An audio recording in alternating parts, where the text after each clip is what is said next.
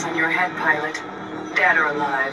Jason McCord was on design duties for the final location of the level. Now, we shall see how impressive you truly are. Titanfall 2 is a giant among shooters, thanks in part to its near-flawless depiction of the ultimate power fantasy, causing untold destruction with a massive gun-toting mech.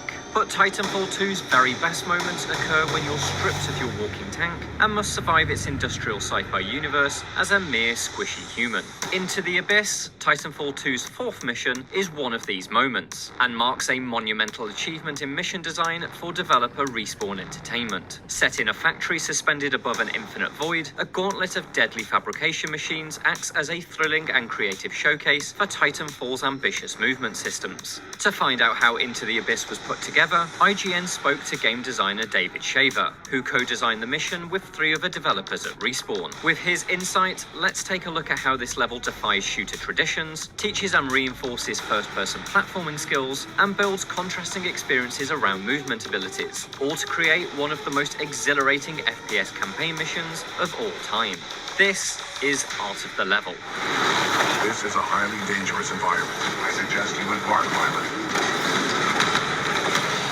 While perhaps not as famous as the time-hopping effect and cause, Into the Abyss is one of Titanfall 2's most complex and demanding missions. A level almost wholly focused on the incredible mobility of your pilot, it's made up of 3 distinct sections: the continually shifting assembly line of the World Foundry, the simulation dome live fire training facility, and an escape set piece that culminates in a Titan versus Titan smackdown. Together, these 3 segments form a fascinating, memorable mission with a unique approach to movement and momentum. Into the Abyss is the product of Respawn's action blocks, a prototype system in which ambitious, isolated concepts were quickly built and tested. If an action block resonated with the team, it would evolve into a mechanic or a mission for Titanfall 2's campaign. During the early days of development, Mohamed Alavi, the designer behind Call of Duty's iconic All Gillied Up and No Russian missions, created an action block that featured a Titan bursting through a wall as part of a prototype for destructible environments. Fellow game designer David Shaver loved the idea, but knew it was too technically demanding to implement across the entire campaign. And so he began thinking about how he could build a single level around robotic demolition. I actually remember the original pitch that I came up with for the level, which I codenamed Boomtown, was 2 Titans fighting. So you and BT would be fighting against another Titan, and it'd be kind of like this cool Transformers kind of fight, and you'd be smashing through buildings. And then I had the idea, I was like, well, once you smash through the buildings, that's gonna be a boring fight, because now the cover's gone, now the levels are gone. I was like, what if they replace themselves? So then I started thinking about like those training facilities. You see the military, they'll like prop up replicas of buildings and things with like cheap plywood and 2x4s. And I was like, what if we make it so that it's sort of a live fire testing facility, like the training ground Titanfall 1 map, but it changes. Once a building is destroyed, it brings up a new one. And then it kind of just snowballed from there. And then it was like, well, what's building these things? Like maybe we should investigate what's down there. And so that birthed what I call the World Foundry, which is the thing that builds, the factory that builds all this stuff. Shaver, along with design partners Chris Soupy Dione, Jason McCord, and Chad Grenier, worked to turn that concept into a complete mission. They plotted out a level made up of that World Foundry factory, the simulation dome it was building, and a cataclysmic escape sequence that would end with a boss fight. But the idea of Boomtown eventually underwent a huge shift. Ironically, for a prototype that began life as 2 Titans fighting, Shaver and the team decided to take away the key feature: your beloved Titan, BT-7274. Pilot, I cannot free myself. Cooper. At the beginning of the level, you're with BT, you're kind of exploring this mystery, and then, the robot arm grabs BT and takes him away, and now you're like, oh crap, I don't have my super Iron Man armor anymore, what am I gonna do? Most of the prototypes for this level really, really shined when BT was just often either wasn't there or he was helping from a distance or something. And so that's kind of what we rolled with for this level, was like, okay, this level is mostly about pilot mobility and combat around moving stuff.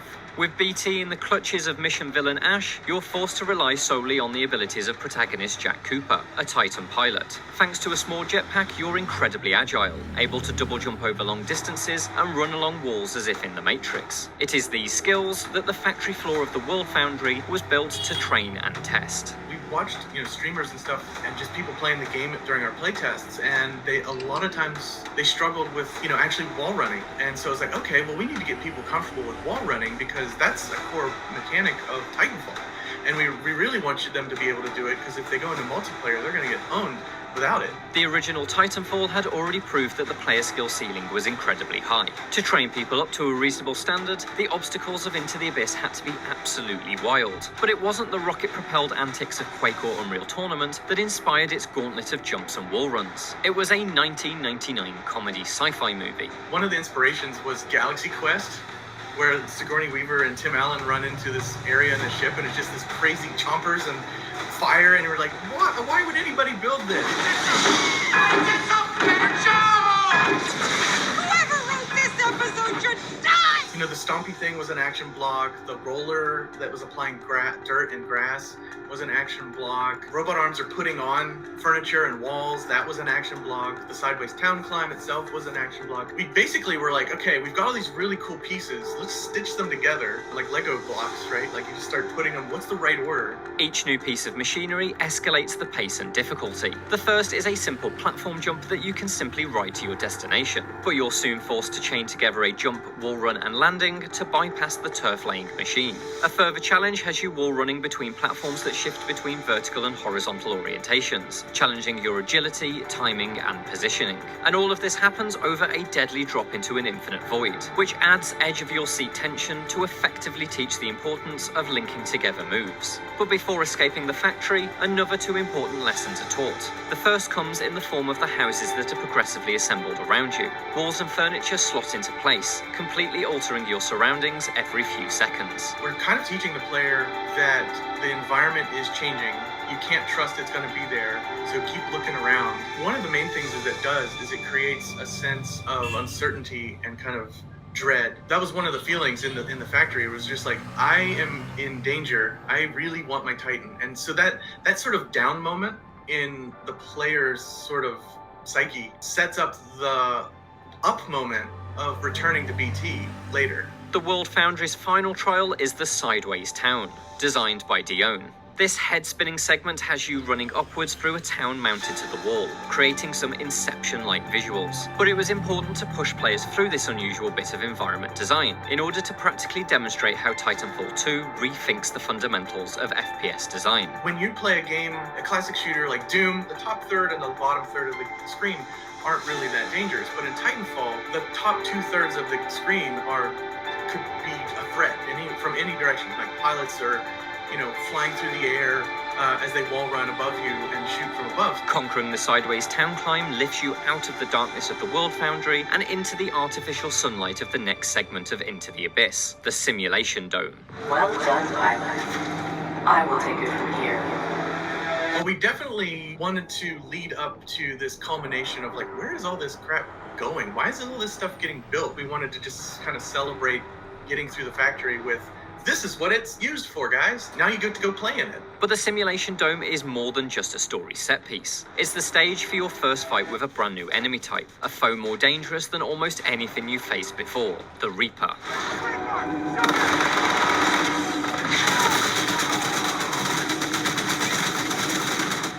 We needed to make it more of a moment where players could learn how to interact with the Reaper, because the Reaper has specific anti-pilot sort of things about it, right? Like it can shoot projectiles that you can dodge, which are really fun to dodge, and it shoots ticks to get you when you go into smaller areas, and it flushes you out, and then it can also leap at you and then slam the ground and stuff. So I needed to teach all of these mechanics to the players, so having it in a sort of an arena was a nice way to do that. This lesson requires an environment that's in direct opposition to the one you've just escaped. Where the factory is in a state of constant movement, the Simulation Dome is static. Rather than a linear pathway with a dictated route, the dome is a large open space through which you can travel at your own pace and in any direction. In just a few minutes, the factory's rollercoaster thrills are traded for a miniature sandbox skirmish, creating a memorable juxtaposition that highlights two very different sides of Titanfall's identity. The Simulation Dome skirmish is the stage for a demonstration of Titanfall 2's combat flow.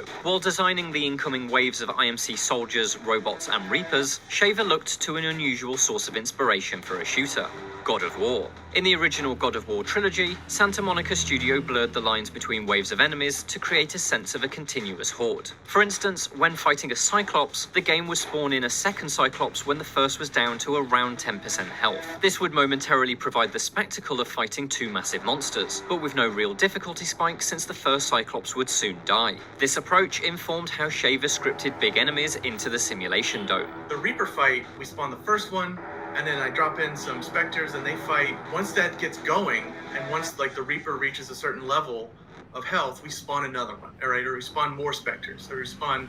So it's kind of, I wanted to keep that fight, that fight took a lot of scripting time. I spent weeks and weeks, if not months, trying to get the right balance, because a lot of people in Respawn found it way too hard. Hopefully, if I did my job right, you don't really notice that it is kind of waves, but it's just been kind of going as you're fighting. So there's a lot of scripting on the back end, kind of watching like how many Spectres are there, how much health is on the Reaper. Oh, we're low on Spectres, drop a couple more. You know, that kind of thing, to keep it going. Because what was really not fun was when you killed everything and then it's just quiet and then and there's like a pause, an awkward pause, and it's like, oh, I see that you got them all. I will send more, and that's just really awkward. So I was trying really hard to avoid that. Victory in the simulation dome brings with it a huge sense of relief, an emotion elevated by your long-awaited reunion with BT. Strapping back into your Titan marks the start of Into the Abyss's finale, which taps directly into the brand of dramatic, destructive cinema that's part of Respawn's Call of Duty heritage. Having witnessed you defeat waves of IMC soldiers, Ash begins the destruction of the World Foundry. As the facility begins to fall apart, you and BT sprint through numerous collapsing simulation domes in desperate hunt of an escape route. It's a sequence in which Shaver really wanted to evoke a genuine sense of danger. And the idea was that we can give the player a taste and get the idea across that, hey, this place is really unstable, it's coming down, you need to get the heck out of here. I'm doing everything I can to like sell that this place is falling apart. Like I've got rocks falling, explosions happening, and sky panels falling and stuff. There's even IMC grunts evacuating on dropships and stuff. Like we've got them running to get out and they're flying away. And then, oh no, here's our gatekeeper.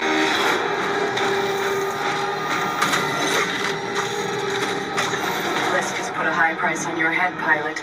Dead or alive. Jason McCord was on design duties for the final location of the level, a collapsed urban simulation dome in which you fight Ash in her sword-swinging Ronin Titan. This was to be a full-on, no-holds-barred mech showdown, and the slower, more cumbersome movements of the Titan would act as a complete contrast to the previous, more nimble sequences. Catering for the lumbering mechs and their rocket-boosted dodges would require a very different approach to level design, and so the arena features simple lines and wide lanes. A route around the map allows both Titans to circle around each other, keeping one another within their sights. As the design for this battle was further developed, Ash gained a terrifying new ability that meant McCord had to rethink how the landscape was designed. And, as with so much of Into the Abyss, this new ability was all about movement. Once Ash got the phase ability, she could phase and just reappear next to you, and it was kind of terrifying. And she was really hard. We had to tone her down a little bit. She would just completely destroy you. You know, having an arena that was designed with that ability in mind so that you could kind of funnel the player's view to sort of like, if she does phase, you're not looking completely 90 degrees in the wrong direction from where she's going to appear. It's going to be somewhere, hopefully in your view, that she's going to rephase and give you a moment to react. The final version of the Ash boss fight arena features a sloped design, which provides a lot of high ground. The destruction of the dome's buildings, combined with the added height of your Titan, opens up sightlines across the intersecting roads, providing wide viewing angles. The layout dulls the brutal edge of Ash's phase ability, overcoming Respawn's difficulty worries. But the arena design arguably makes this an incredibly easy boss fight. A quick skirmish that, while ending in fireworks, is a final battle that pales in comparison to the level's previous trials. This contrast pushes Titanfall 2's movement systems fully into the limelight. As fantastic as it feels to wield the colossal power of a Titan, it's in the agile pilot gameplay